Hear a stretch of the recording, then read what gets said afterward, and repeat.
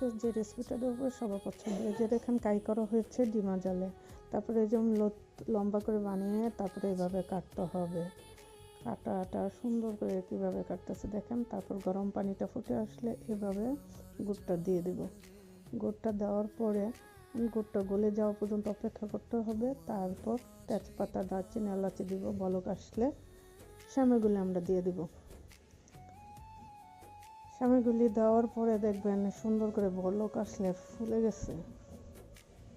এই দেখেন ফুলে গেছে। ফুলে যাওয়ার পরে ঠান্ডা হইতে আমরা সময় দিব। আর দুধটা আমরা আগে থেকে জাল করে রাখছি। এই যে দেখেন দুধটা ঢেলে দিতেছি। এখানে প্রায় 4 কেজির মতন দুধ ছিল। চালের গুঁড়া ছিল 3 পা, চালের সেমাই ছিল। এই যে এভাবে লাড়াচাড়া দিয়ে দুধটার সাথে মিশিয়ে রেখে দিব সারা রাত্রের জন্য। তারপর সকালে নাস্তা আপনারা খেতে পারবেন সুন্দর করে।